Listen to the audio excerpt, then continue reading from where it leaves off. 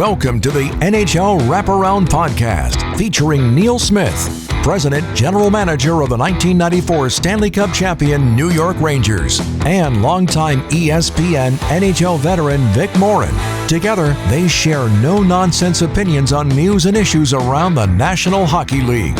Whether you're a casual or diehard fan, each episode of NHL Wraparound will leave you more informed. Now, here's your hosts, Neil and Vic.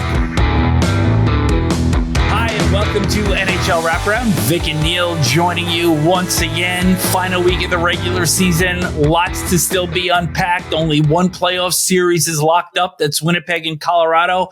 And still 5 teams going for the last 2 spots in the Eastern Conference. A couple of housekeeping items. We're going to be launching a website by the start of the playoffs, www.nhlwraparound.com.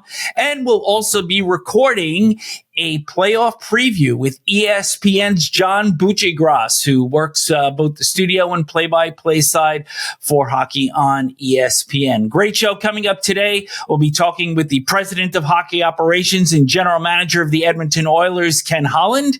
And we're also going to be getting into a discussion of whether or not you really need an elite goaltender to win the Stanley Cup. But first, a word from Migray. From Howe to Hughes, from Bellevue to Bedard, we're your source for game worn jerseys. Go to migray.com, MEIGRAY.com to start your collection today. Get real. Get it from Migray. Welcome back to NHL Wraparound. Neil, it is time for the one-timers, so teeing you up. Well, Vic, one of the things that sort of bugs me the most when you get to this time of year is the people that are crying for the stars of the league that might not make the playoffs. And this year, of course, Pittsburgh's right on the cusp of making it, not making it. They've got 3 or 4 stars on that team, not to mention Sidney Crosby as the number 1 guy. Then they've still got Evgeny Malkin. They've still got Chris Letang and of course Erik Karlsson. They're all star players in their own right. But you hear all these people in the media saying, well, Sid deserves to be in the playoffs. It's not going to be the same without Sid in the playoffs, or it's not going to be the same without Ovechkin in the playoffs, or we want Ovechkin, he needs to be in the playoffs. And my thing is, it's a team game. It's only a team game. It's not an individual game. And you're trying the best you can as one of the members of that team to make that team the best you can. And that's it. And if your efforts are not good enough to get your team into the playoffs, so be it. There's plenty of good players around the league this year that I think I'd love to see in the playoffs. I'd love to see Jack Hughes be back in the playoffs again. I'd love to see Connor Bedard as a young kid and a fabulous year he's had. I'd love to see him in the playoffs. I'd love to see Dylan Larkin finally get some time in the playoffs. He's only had 5 playoff games in 9 years, and those came as a rookie under the tutelage of Ken Holland, who is going to be on with us later on. So anyways, my point is you can't cry for guys that aren't going to make the playoffs. They did the best they could to get their team in. Their team didn't get in, so be it. One of the teams that's not going to be in the playoffs this year is the Arizona Coyotes. And by week's end, there is an expected sale of the Coyotes to the Smith Entertainment Group, billionaire Ryan Smith, who also owns the Utah Jazz of the NBA. And if this sale goes through, then this will be the end of a 28-year run of the Coyotes in the desert since the club originally relocated from Winnipeg in 1996. And in fact, last Wednesday, general manager Bill Armstrong flew up to Edmonton to advise the team of what the status was of a potential sale. And we're even hearing that after Wednesday night's home finale, again against the Oilers, Oilers, the team and staff members will be heading up to Salt Lake City to check out the facilities and to also check out the surrounding areas to decide where they may want to live next season. It just seems that this entire existence of the Coyotes in Arizona has been tied up with just a lot of stuff with arenas. They started in America West Arena, which was really built for basketball. And then they went to jobbing.com Arena, which was located in Glendale. And that never seemed to catch on the way it needed to. And then the last couple of seasons, they've been playing at Arizona State University in the Mullet Arena, which I think last year it was kind of the cool thing to play in a college building. But the truth of the matter is that it only holds about 5,000 people. And it's kind of been a black mark on the league that this franchise has been somewhat of a laughingstock. And even in terms of success, they've had one big season since their days going back to Winnipeg. And that was 2011, 2012, when as the Coyotes, they finished first in the Pacific, and then they lost in the conference final to the eventual cup-winning LA Kings. And the franchise record, going all the way back to 79-80 when Winnipeg joined the league, the franchise is 38 games under 500 in the playoffs. So certainly, not a ringing endorsement for success. But the story doesn't end there, because the current owner, Alex Murillo, is going to participate in a land auction on the 27th of June to try to procure property to build another arena in the Phoenix area. And if he is able to win that auction, he has 5 years to build an arena. And then if that happens, he'll be promised another NHL franchise. So as much as the drama seemingly has come to an end in Arizona, it still has some shelf life potentially left to it. This One-Timer segment has been brought to you by the Ninsel Wealth Partners. Our goal is to be your primary source of financial advice. Our mission is to provide quality strategies customized to your needs. We recognize that you place your trust in our ability to help you achieve your goals. To us, there's no greater honor, and without question, there's no greater responsibility. Well, now it's a pleasure of NHL Wraparound to bring in an old friend. And when I say old friend, I mean old in the terms of length of friendship time, not in age of said friend, Ken Holland of the Edmonton Oilers. And that sounds even funny for me to say that, Kenny, after all these years of saying Detroit Red Wings, Detroit Red Wings, Detroit Red Wings. And now to say Ken Holland, I don't think I've even ever said it before. But anyways, it's great to have you here, and thanks for coming on with us. Yeah, Neil, nice to be with you and Vic. Looking forward to chatting. And obviously, you and I go way back to when I first got into the scouting business in 1985. You and Jimmy DeVillano were the first people to hire me and give me a chance. So that's the old, not as in age, as in old as in our long-term relationship, friendship.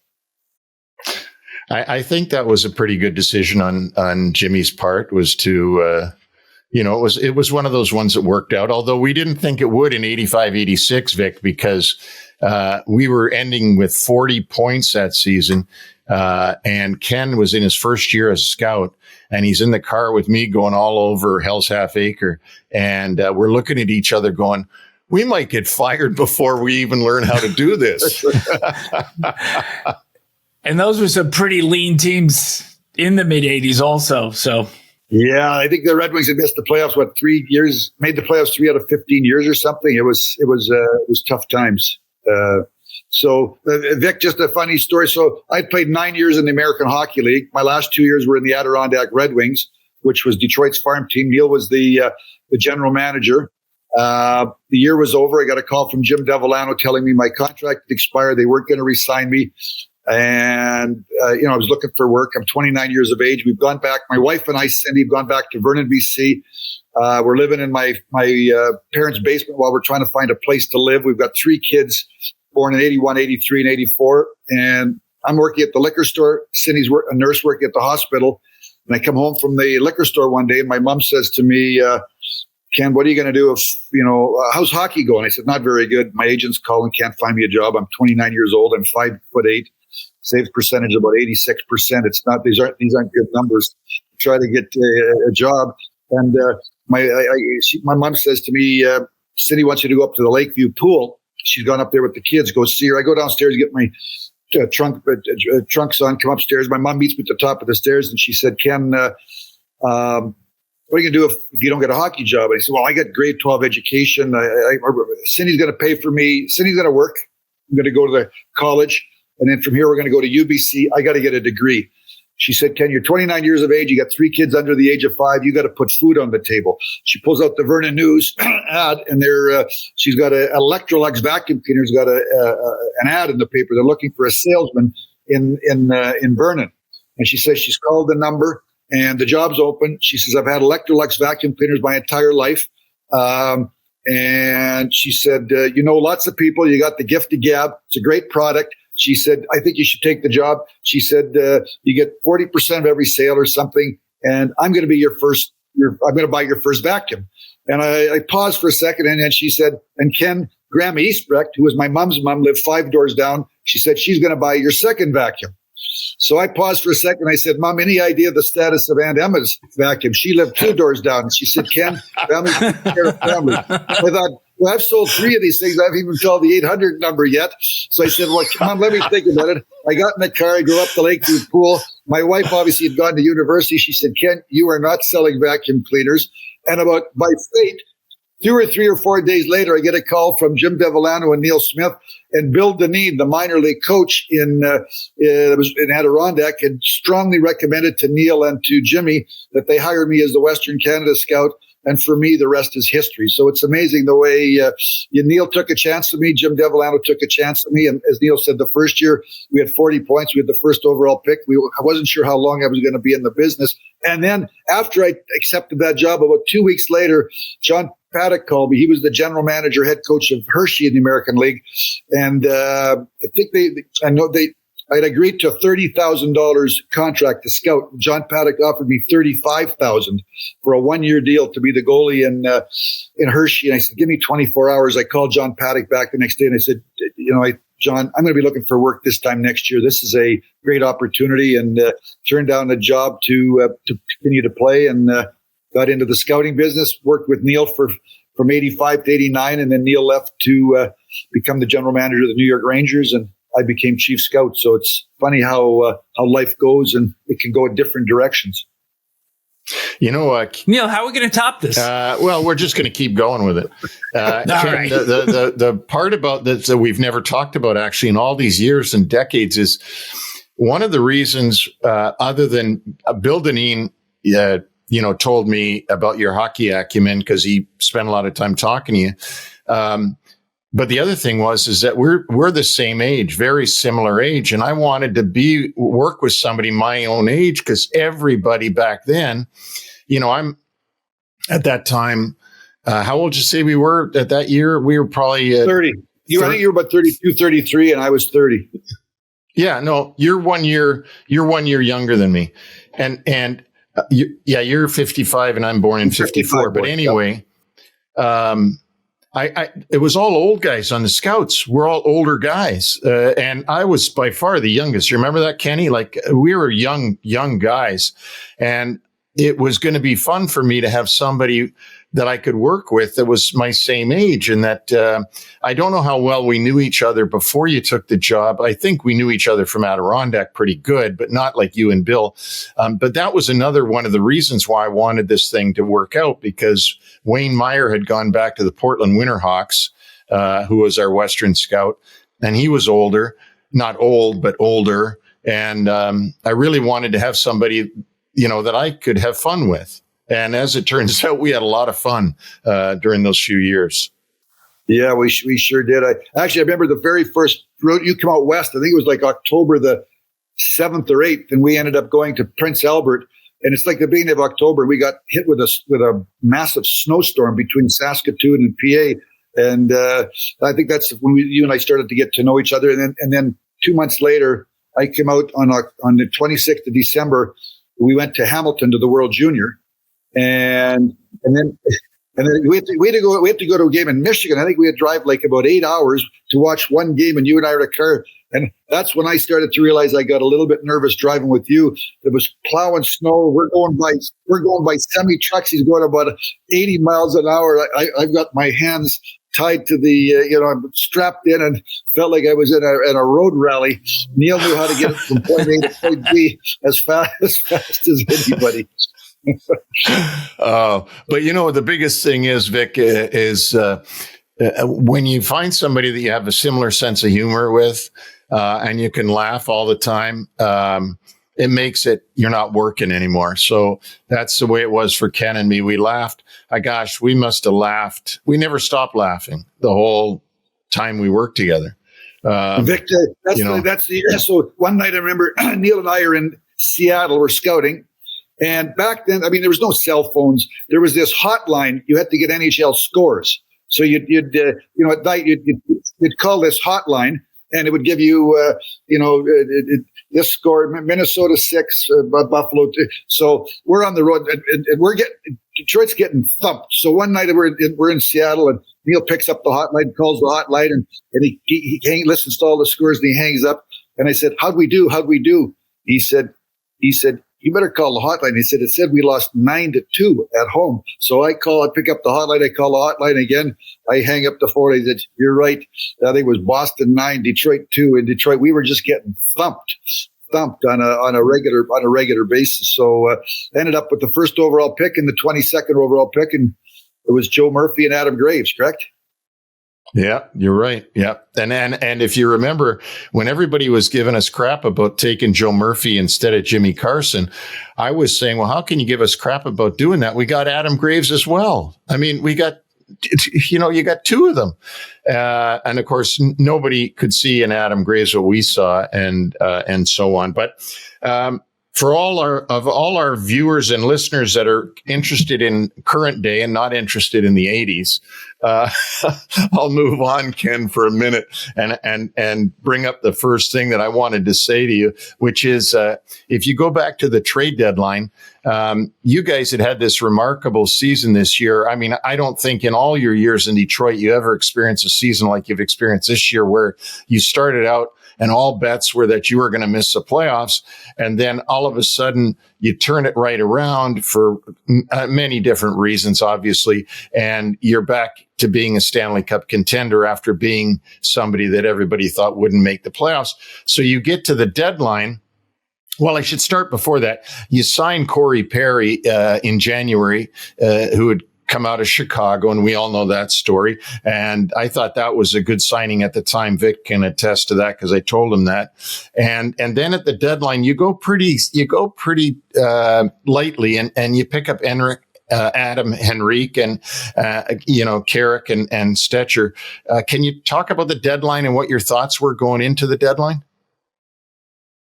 Well, first off, to your point, yeah, we got up 2-9-1 to start the year, and we were reeling and had to make a coaching change, and then played at a real high level. And so as we got into February on the leading up to the trade deadline, our feeling was we needed to get deeper up front. Our defense had played, I think we're 8th or 9th in league in goals against now. So after the tough start, we've done a good job in keeping, being the top quarter of the league in goals against. Stu Skinner has done a really good job after getting off to a tough start. We all got off to a tough start of really building on a great rookie year last year with 29 wins, and I think he's got mid 30 wins this year, and so we felt good about our goaltending. Pickard's played very good. They've got wonderful chemistry. So we wanted to get deeper up front. You can't. We want to try to get some people to chip in offensively. Carrick shoots right, Henrique shoots left. We've kind of gone through the whole market. Obviously, we had cap challenges. There were some people that were moved that we couldn't even get into the game because we didn't have a lot of cap money. Ultimately, Henrique said we got him quartered, so he's 5'8" divided by 4, so he's around 1.4 in Adam Henrique. We Carrick is at 50 cents on the dollar, so he's 400. And so I think we added like 2.6 to add 3 players. So we wanted to get another defenseman. We wanted to get some depth on defense. We feel good about Philip Broberg in the minors, shoots left. We wanted to get a right shot defenseman so that we've got 8 defensemen, 4 lefties and 4 righties. We wanted to get some people on the bottom 6 that could play left wing, could play center, kill some penalties, win some draws. And as we kind of worked our way through the whole trade deadline, game, I guess, as you want to say, working the phones, looking at our board, looking at our cap space, looking at our assets, ultimately worked our way towards the deals that we made to get more depth up front, more depth on defense, and get a righty and a lefty, and some guys that can, like I said, penalty kill. Adam Henrique can go up and down the lineup. He can play, anywhere in the top 9, and I think probably Sam Carey can play anywhere in the bottom 6. Ken, on your current roster, only Corey Perry has won a Stanley Cup, and I think you have 4 other players that have actually played in the finals. So when you take that plus the playoff experiences that the club has had over the last 2 years, when you put that together, how do you feel that this team is positioned now compared to the last 2 years to make a big run? Well, you make a good point, Vic. I think, and certainly Corey Perry was important to us for a variety of reasons. I mean, first off, when I was the manager in Detroit and Corey was playing for Anaheim, we had 2 or 3 playoff series, and I saw how difficult he is, not only in that series, but watching his career from afar. He's a playoff type of performer. His impact in Montreal a couple of years ago, his contributions in Tampa Bay. So when he became free, and after we went through the process to get comfortable, to try to sign him, and I know he had a number of different options. We wanted to add him. Stanley Cup, he's a Stanley Cup winner. You brought him in. He's a Hart Trophy winner. He's scored 40, 50 goals in the league before. He's been very productive in the playoffs. He lives in the blue paint. Come playoff time, the more people you have that go to the net hard, screen goalies, create havoc. Those are kind of playoff goals. It's harder to have those finesse, rush up the ice, shoot the puck in net. It's more greasy types of goals. And certainly having a team with Connor McDavid and Leon Draisaitl, we also feel that we can score those, those finesse goals where you rush up the ice. But so Corey was bringing a lot of different dimensions, size, grease, grit, go to the blue paint, leadership, Stanley Cup on his resume, a player that can certainly stand up in the locker room and can talk and will be well respected because of his resume. So he wasn't really a trade deadline acquisition per se, but he was about a month out. So you're adding Henrique, Carrick, Stetcher, and Corey Perry to the last month leading up to the trade deadline to our team. So trying to get deeper up front because of the salary cap, because the position we were in with the salary cap. When the year started, we really carried 12 forwards. We carried 12 forwards and 7 D and 2 goalies. We only had enough cap space to carry 21 skaters. 21 players, 2 are goalies. So we had 7 defensemen. And you need more than 12 forwards. Neil's been at it. If you're going to go, if your hopes are to play for 2 months, you're going to need more than 12 forwards. You're going to need 14 or 15 forwards. You're probably going to need 7 or 8 D. You're going to get banged up. You got to have people that can step in and plug a hole and certainly that's why we needed to add some forwards down the stretch, and we added Perry, Carrick, and Henrique to give us more depth. And they're all kind of, I call them greasy, gritty. They'll all go to the blue paint. They all play with a little edge, and those are the types of players you need. I feel that you need come in the playoffs. Ken, I was going to go on to something else, but I'm going to double back because I want to make mention of this. Do you find that in Edmonton, you've done 2 or 3 reclamation projects in Edmonton, 2 for sure, with Evander Kane and now Corey Perry, where they were sort of, left their last team under not great circumstances, and then you got them to come to Edmonton, and they've played really well for you, both those guys, especially Kane. And you took a chance on Zach Hyman. I remember when you signed him, people thought you overpaid him and all this stuff. He hadn't done in Toronto what he certainly has done for you guys this season. I'm not saying he's a reclamation project, but certainly Kane and Perry. And you never had to do that in Detroit. Now, I know you had a different player base, but do you find that being in Edmonton, Alberta, Canada, in some ways makes it harder to get players, but when it comes to a reclamation project, you might be able to get them there because nobody else is taking the chance on them?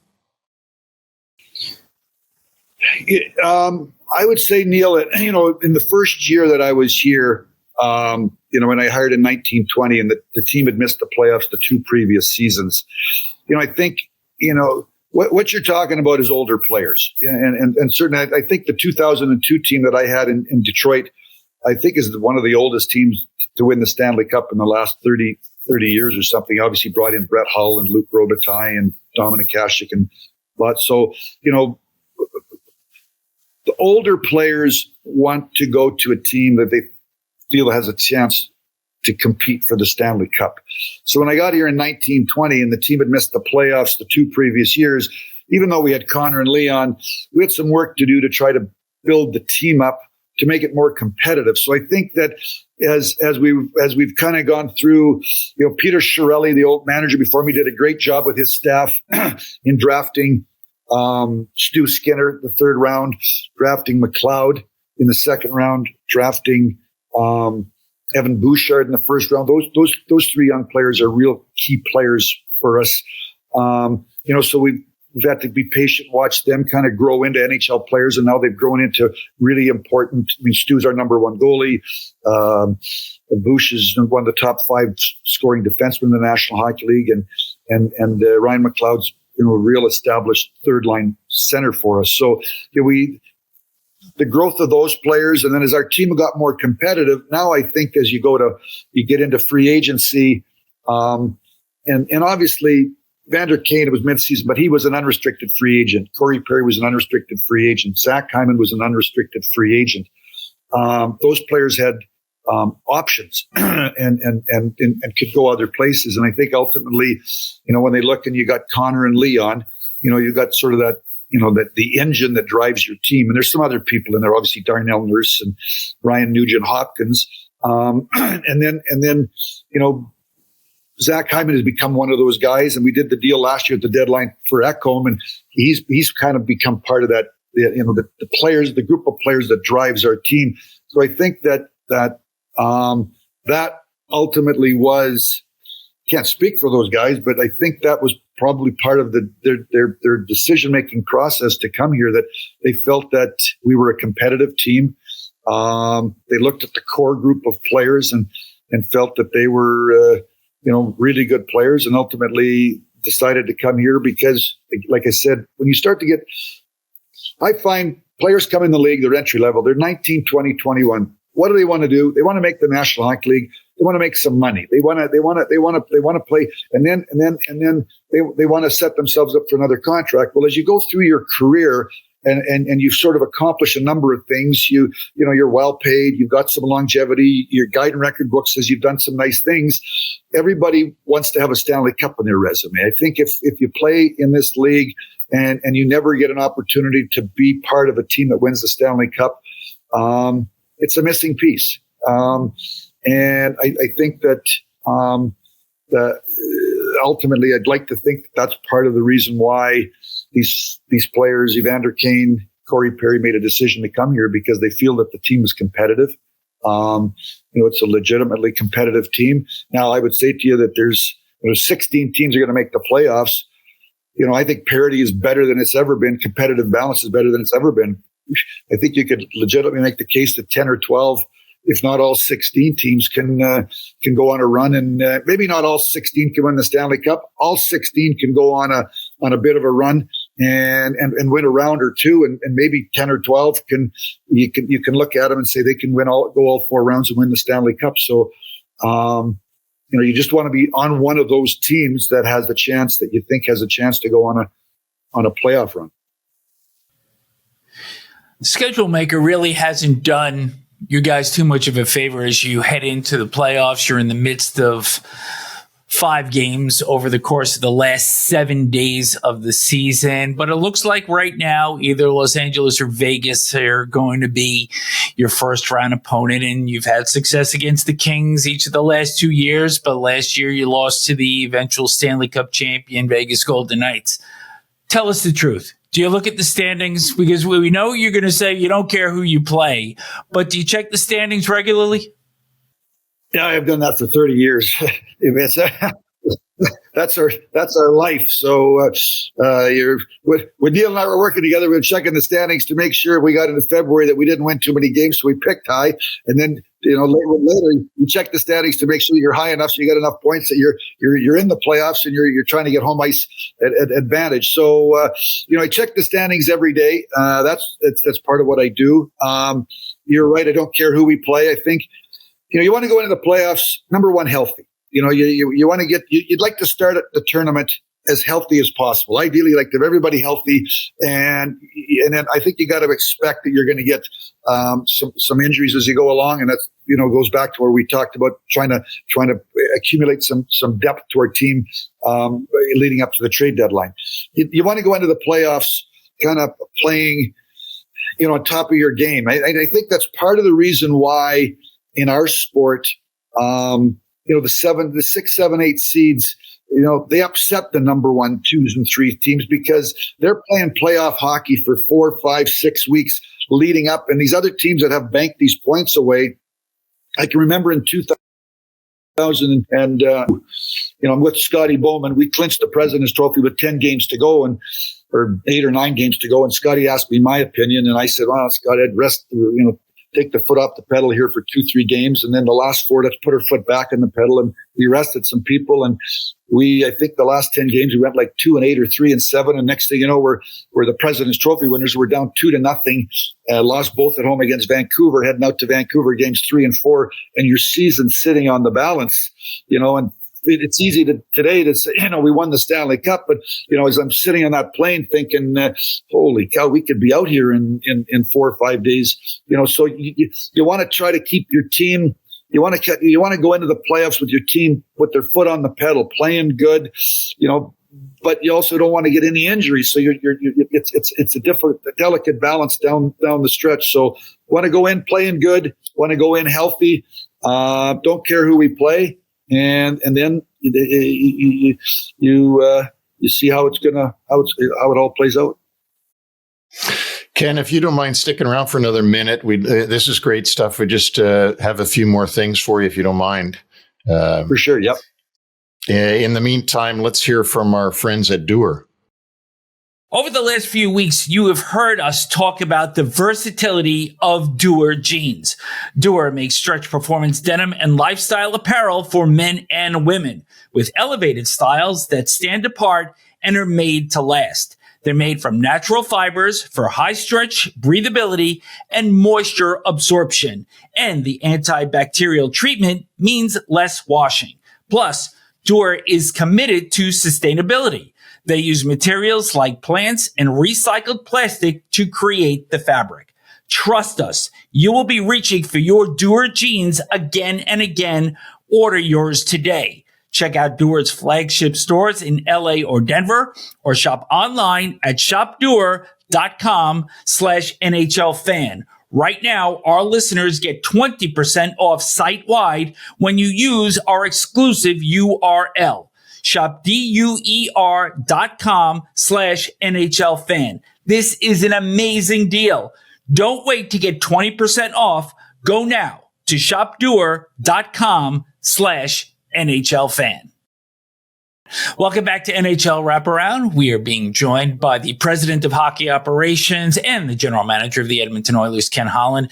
And Ken, before we went to break, we were speaking about health and, of course, top of mind, Connor McDavid got dinged up a little while ago. He's missed several games. You're in the midst of 5 games in the last 7 days. Where do you see his status heading into the playoffs, particularly that he's sitting at 99 assists, obviously one shy of a mark only attained by 3 other players in NHL history?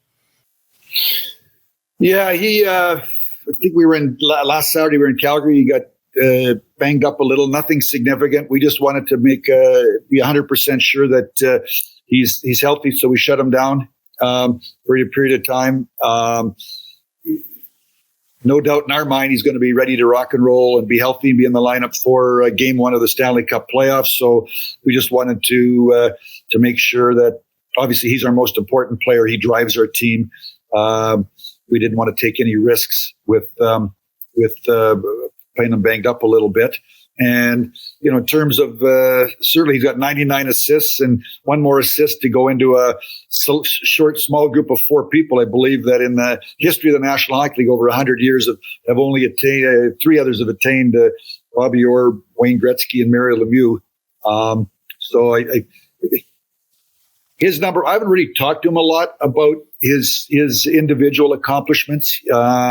He's very humble. He's very driven. It's all about team.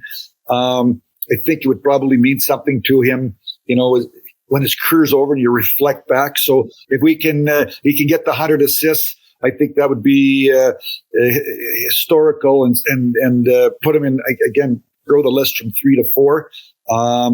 But I know that the number one most important thing to him is being healthy and trying to take see how far we can go with this team in the playoff, and ultimately everybody wants to get their name on the Stanley Cup. So I know that that's what drives him and motivates him, is team success.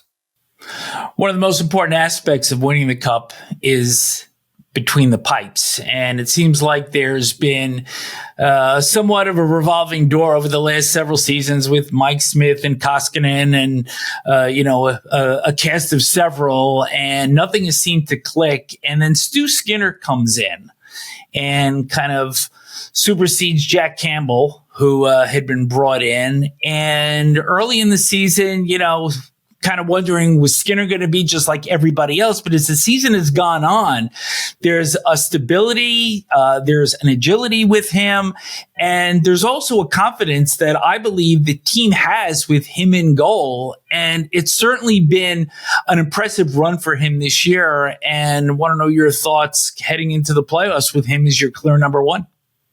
Well, first off, a great draft pick by Peter Chiarelli and his team. And when I got here, he was just a young goaltender. And actually, my first year at Christmas time, Keith Gretzky and Bill Scott, assistant general managers of mine that oversee Bakersfield, said, "Ken, Stu's struggling down there. We got to get him to the East Coast League. We got to get him some games." And they got him down for 2 weeks. He played some games and came back. And then from there started to pick up. And then a couple of years ago in the pandemic, in the Pacific Division, it was I think 8 or 9 teams. They won they had the regular season. They had some best of 3 series, and Bakersfield won the Pacific Division championship per se. But I think those experiences, their playoff, the last game 3, they played Vegas. I think they played in the big rink, T-Mobile. I think there was 10, 11, 12, 13,000 people in there. So for a young goaltender, those are really important experiences. And then he played about 15, 16, 17 games with Mike Smith. And then 2 summers ago, obviously, Mike Smith was retiring. Koskinen was going back to Europe, and I knew we had to rebuild our goaltending. And Stu Skinner was now no longer a waiver player. He was going to be one of our goalies. I wanted to get another veteran goalie with him, made the decision to sign Jack Campbell. And last year, as the year started to wear on, we started to lean more and more towards Stu. In February, this is a year ago, not this February, a year ago, I think Jack won 9 in a row. Stu's wife had a baby and got him. We spent some personal time to take care of his family business, and then as we got into March, Stu, we were in a race with for the playoffs with LA, with Vegas. We were in the hunt for home ice, and we really leaned hard on Stu. And I think Stu, when the year was over, Stu I think started 28 of our last 32. and he was a rookie. He was a finalist for the Calder Trophy. How often are goaltenders in the final three voting for the Calder? So what he did was pretty special. Tied to Grant Fuhr's rookie record with the Oilers for wins at 29. And this year it came back. Obviously, I started the year with Jay Woodcroft as the coach. And one of the things that we had talked about was down the stretch, March and April, taking the workload off of Stu. Now we were going to go, Stu and Jack, and kind of, as it turns out, we sent Jack to the minors. Pickard came up, and they've found a wonderful relationship. They root for one another. They got wonderful chemistry between them and with the team. So I think that Chris Knobloch has done a really good job here down the stretch, not overplaying Stu. Picks played great for us. And I think that he's now a second-year NHL player, Stu, versus a rookie, so he can reflect back on those experiences. And Stu's been a big part of us of the year that we had. You got to have goaltending, and he's 24 years old. He's 6'4". He's a big guy. He's a workhorse. In the American Hockey League, you could throw him out there night after night after night. If he has a bad game, it doesn't affect him. You can throw him out the next night. He bounces back. So these are all the experiences that we've watched him kind of grow through Bakersfield, and now he's come up to the National Hockey League, and so certainly we feel great about our goaltending going into the playoffs. Jack Campbell is actually playing very, very good in Bakersfield after the first 2 or 3 weeks that he was down there. I think his head was spinning. He's playing at over a .920 saves percentage in the American Hockey League. So with Skinner, Pickard, and Campbell, we feel good about Stu Skinner as our number one, as our workhorse, our number one goalie, and we also feel good that we've got real good depth behind him. If we have, obviously, if you have touch wood, if you have injuries, but certainly Stu is a number one guy, logs a lot of minutes, eats up minutes. He's a minute muncher. He's a workhorse. He's a big guy. And he's just coming into, as a goaltender, 24, 25. He's just coming now into, goalies can play longer because it's, they're not skating up and down the ice. So, goalies can play till they're 34, 35, 36 and be really good in this league. And he's just 24, becoming 25. He's just really coming into his prime years as an NHL goaltender. Ken, I want to just hit on the last thing I have for you, which I think is important to hear for the listeners, and also something that I know you and I have spoken about in the past. And that is, you ran an original 16. There's nothing, I know myself, there's nothing, if you're a historian, there's nothing more exhilarating than running one of the original 6 teams, right? I mean, you had the Red Wings for so many years. I had the Rangers for not nearly as many as you had the Red Wings, but I was with the Red Wings with you and then over to the Rangers. And I know that feeling of pride that you get out of being, part of that long history of that team. But now you've gone to Canada where, that brings its own pressures with a Canadian team, and Canada not having won the Stanley Cup since 1993. Can you just talk about what it's like now to suddenly shift over and run a team in Edmonton, Alberta after so many years with an original 6 team in Detroit? Well, first off, you said, hockey in Canada is a passion. We all take great pride that, it's our game, whether it is or is, it's our game, so obviously I was in Detroit for many years. The scrutiny really changed, in my opinion, probably in 2015 or 16 when social media and these other different ways of communicating have gotten more important. Prior to that, it was, you read the newspaper and, a few little things. So certainly there's lots of passion, there's lots of scrutiny. But I think when you're in this business, you want to work somewhere where it's important to the people and it means something to them. And the game is they wake up the next morning, they have coffee, they're talking about the team. Certainly that happens here all across Canada. So to come to Canada, to have the opportunity to work for a Canadian team, a passionate fan base, ownership that's wants to win. We go to the cap, and obviously my pleasure to be able to watch Connor McDavid and Leon Draisaitl every day, and knowing that I got the responsibility to try to build around them and support them and try to build the team to be competitive. Was I get everything I could have hoped and more, and the building's full every day. You go to Safeway, they know who I am at Safeway, and I got to make sure I go to Safeway on a winning streak, not on a losing streak.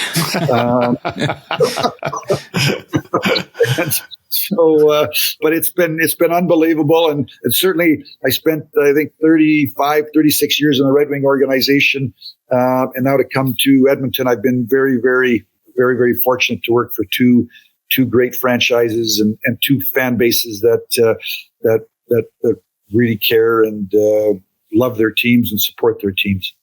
Ken, I can't let you go without asking about our team, our old team, and where they are today and what your thoughts are on the current Red Wings. And Stevie Yzerman, I know, has done a great job under your tutelage in Detroit, and then he went to Tampa and did a good job, and now he's back with the Red Wings and doing a great job. What do you think of today's Red Wings and where they are in their effort to try to get back to where you had them at times? Well, first off, Neil, Steve's done a great job. When I left them, we'd made the playoffs 25 years in a row, and you're spending futures. What are future draft picks, and you're trying to win today. And ultimately, when Steve took over, and when I left in 2019, they'd missed the playoffs for 3 years in a row. The first year and a half under my watch that they missed the playoffs, I was still trying to get in. And then ultimately at the trade deadline of that second year, I started to realize I had to make some decisions for a rebuild. And those two trade deadlines, we ended up trading Thomas Tatar and Gus Nyquist and we got some draft picks. And then Steve came in, and for another couple of years, he had to kind of, there were some older guys there, and, probably run off some contracts. And, now Steve's done a great job in getting some great young players there. I'm obviously rooting for them to make the playoffs. I know that it looked like they were really in, and then they got banged up with some injuries, but they still open, living there. And Neil, you live there, the fan base and how important that team is to that, not only city of Detroit, but Michigan. Certainly I root for them. And all those people, Steve Yzerman and Chris Draper and Yuri Fisher, and I had those guys as players, and then hired them in the front office. So certainly, I'm rooting for them, and I think Steve has done a fabulous job, and they've got a bright future, and they're on the upswing.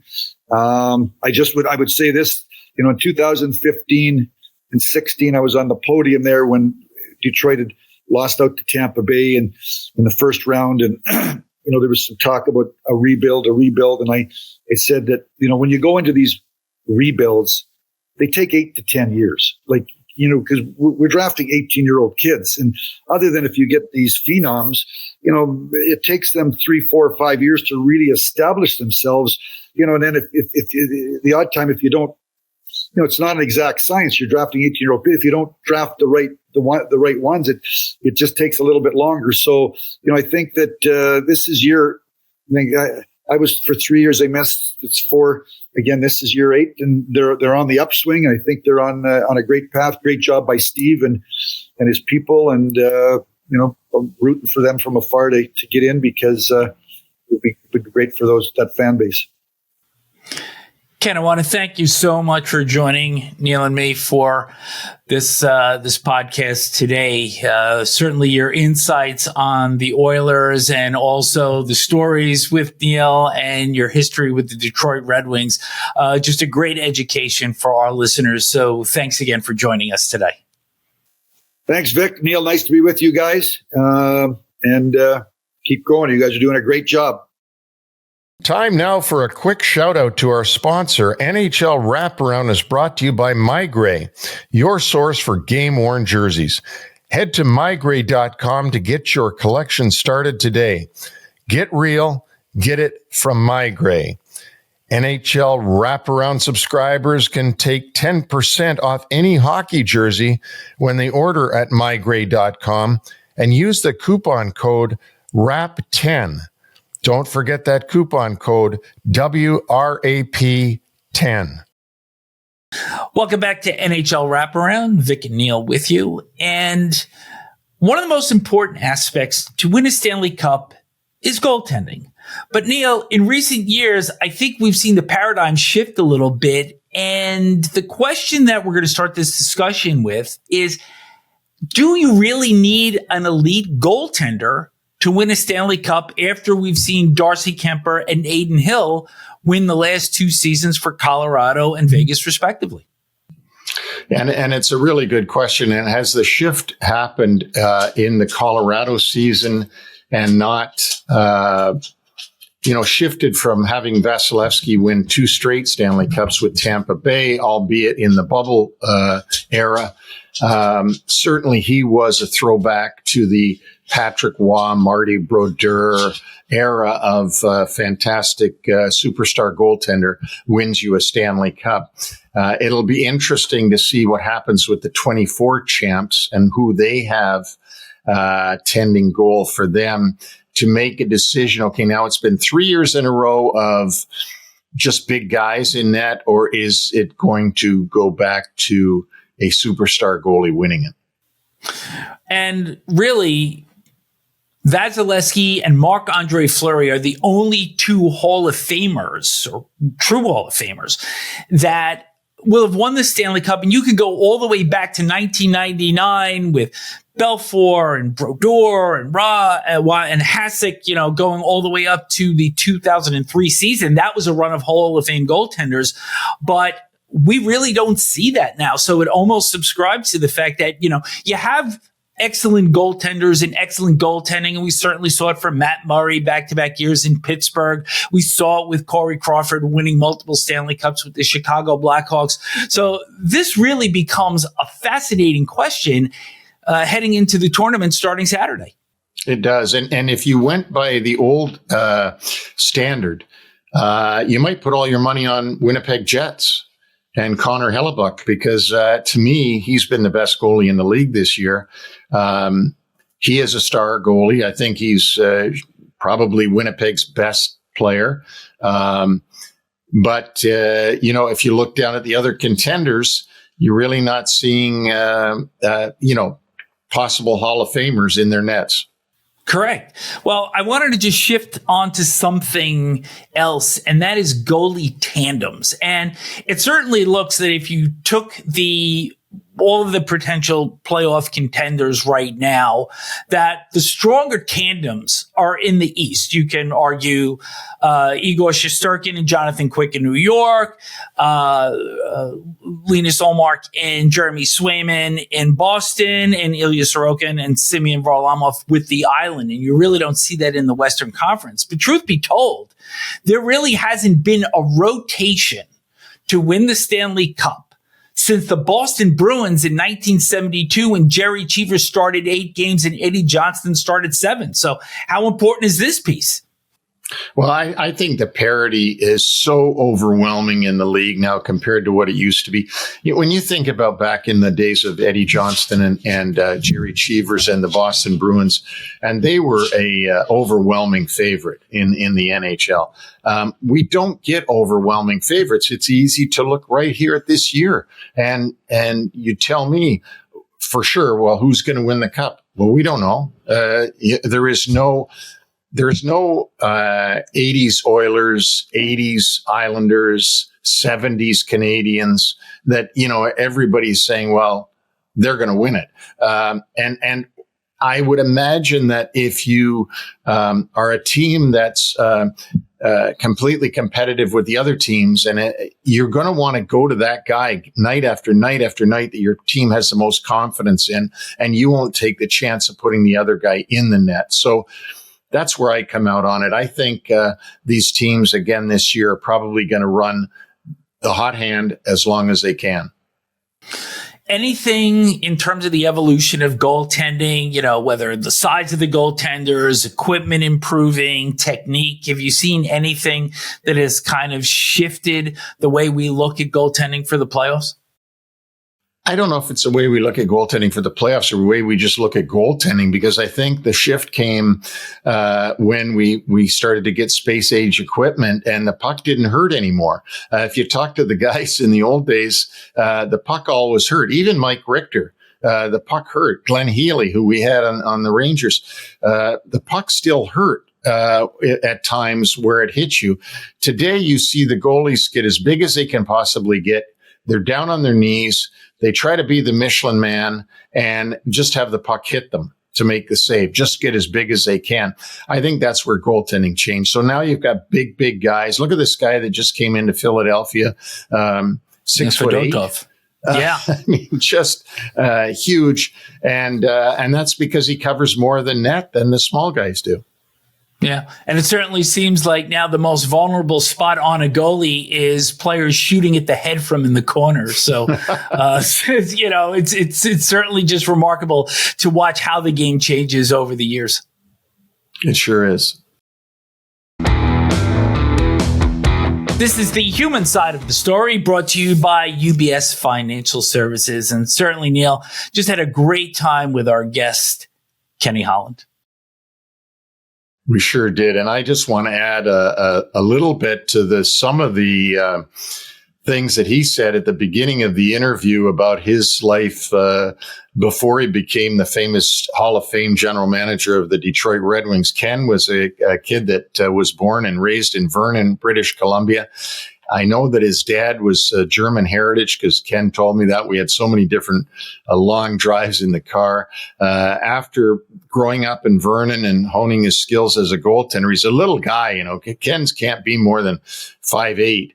And he played in Medicine Hat, Alberta for the Medicine Hat Tigers. And that's where he met his wife, Cindy. They got married. And as he said to you, they had 3 little kids when he was just finishing up his time with the Adirondack Red Wings, which was in 1985. I remember us signing Ken away from the Hartford Whalers, the Binghamton Whalers, and signing him for the Adirondack Red Wings for Bill Dineen coach team there.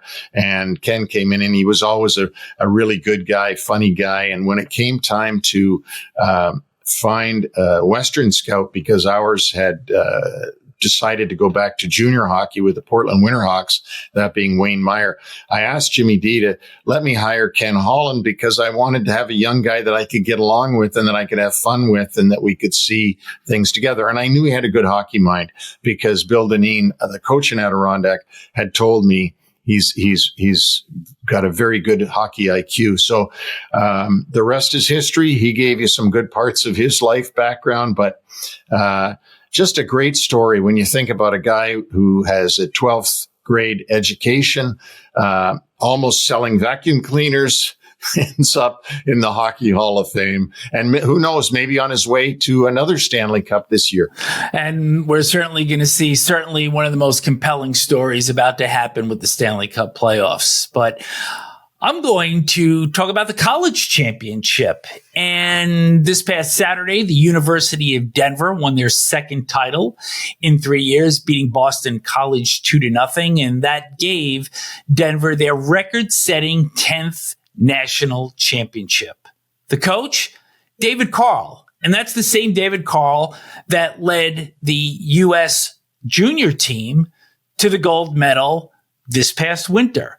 He's the brother of Matt Carle, 2006 Hobey Baker Award winner, and also played 11 seasons in the NHL. But the story of David Carle goes a lot deeper.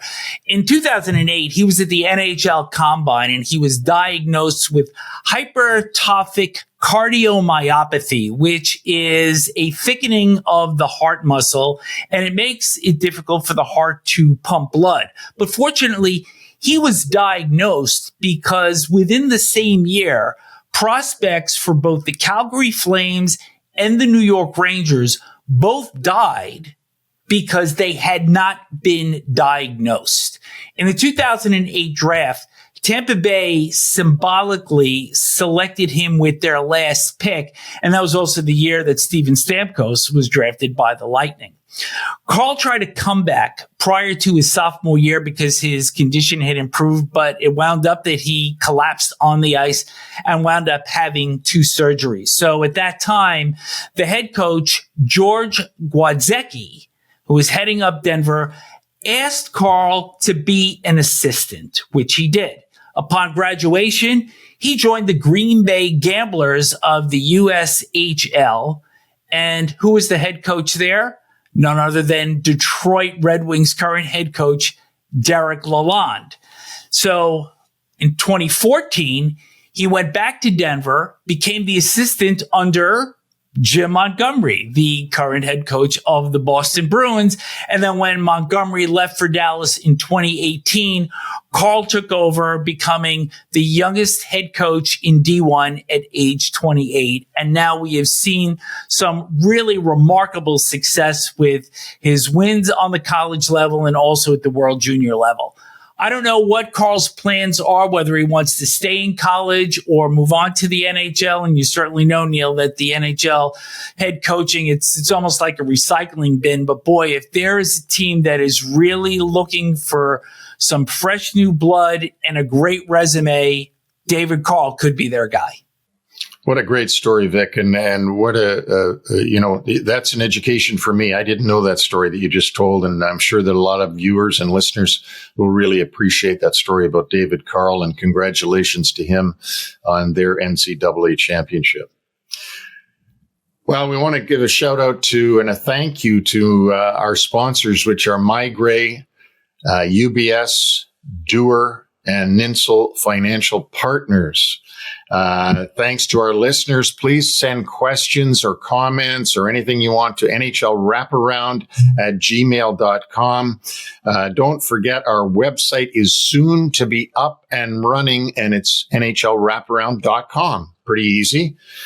Special playoff preview coming Friday with none other than ESPN studio and play-by-play man John Butchergross joining us. That should be a lot of fun. John's always a lot of fun to talk to. As you know, Vic, you've got a long history with him. I've got some history with him, and we're going to have a great show. So thanks for tuning in. Thanks for listening, and have a great week.